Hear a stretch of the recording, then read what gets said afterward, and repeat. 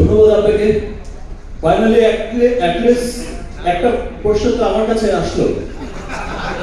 যেভাবে শুরু হয়েছিল আমি তো ভেবেছি যে ভাই আমাদের আর কোনো কাজ নেই, আমি মিমি, নাবিলা, চঞ্চল ভাই আমরা ভাবছিলাম যে তাহলে আমরা চলে যাই, খাওয়া দাওয়া করি, রাত হয়ে গেছে, আমাদের হয়ে গেছে।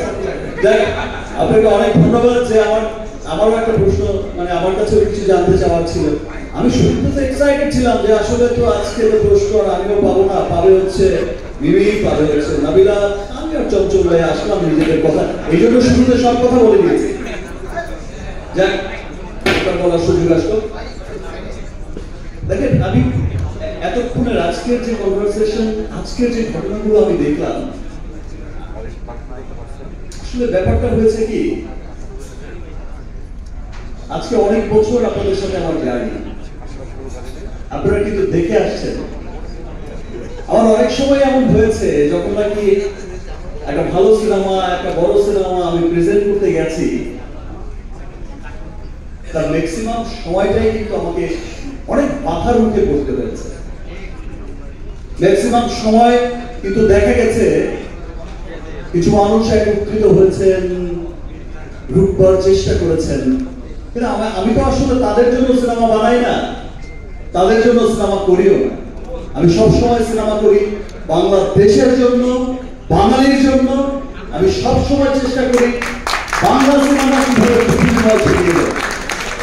আজকে আপনি যে চমৎকার একটা প্রশ্ন করেছেন, আসলে একজন বিখ্যাত মানুষ বলে গেছিলেন, যে কোনো একটা সফলতার সাথে সাথে একটা কালো ছায়াও কিন্তু চলতে থাকে। কালো ছায়াটা সেই সফলতাকে গ্রাস করতে চায়, কিন্তু ফাইনালি গিয়ে আর পারে না। তো তুফানের যে স্টোরিটা এমন হয়েছে, কালো ছায়া চলেছে সাথে সাথে, হয়তো চলবে আরো, কিন্তু আজকের এই তুফান কেন?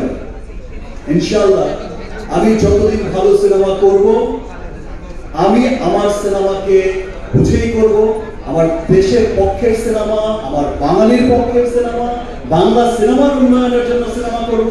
আমি কোনো কালো ছায়ার জন্য সিনেমা করব না। আর সেই ভাইবটা আমি কিন্তু এবার কোশ্চেনে আসি, অ্যান্সারে আসি। সেই ভাইবটা কিন্তু আপনারা দেখেছেন, আমি একটু আগে বলেছি, টিজার রিলিজের পর, ট্রেলার রিলিজের পর, this is the first time সেটার রিভিউ করছে বাঙালির বাইরে গিয়ে ইংলিশরা, যেটা রিভিউ করছে আমেরিকানরা, হোয়াইটরা, অস্ট্রেলিয়ান হোয়াইটরা, জার্মান হোয়াইটরা। এটা সত্যি একটা গর্বের বিষয়। আমার বিশ্বাস যে দেখেন, আমি তো এই সিনেমা দিয়েই আর আমি বলতে পারি না যে কর্ণাটকের মতো বা তামিলের মতো হাজার কোটির বিজনেস করে নেব, বাট আমি এইটুকু বলতে পারি, সেই ক্লাবে যাওয়া, সেই বিশ্ব দরবারে যাওয়ার পথ চলাটা যেমন শুরু হয়েছিল গত বছর, এই পথ চলাটা আমরা অনেক দূর এগিয়েছি। আজকে ইংলিশও আমাদের রিভিউ করছে, বাংলা সিনেমা রিভিউ করছে। ইনশাআল্লাহ সামনের বছরে এমনও দিন দেখতে পাবেন। এখনই শুনি জামাইকার খবর, আর নিউ ইয়র্কের খবর, ডাবলিনের খবর, অস্ট্রেলিয়ার খবর, এখনই কিন্তু শুনি, আপনারাও শোনেন। ইনশাআল্লাহ তুফানে গত বছরের চেয়ে বেশি নিউজ শোনা যাবে ইন্টারন্যাশনাল, তার সাথে এন্টায়ার মিডল ইস্টের একটা ভালো নিউজ শোনা যাবে, এবং আগামী বছরগুলোতে এই ধারা অনেক অব্যাহত থাকবে এবং অনেক দূরে এগিয়ে যাবে। থ্যাংক ইউ আমাকে প্রশ্নটা করার জন্য ভাই।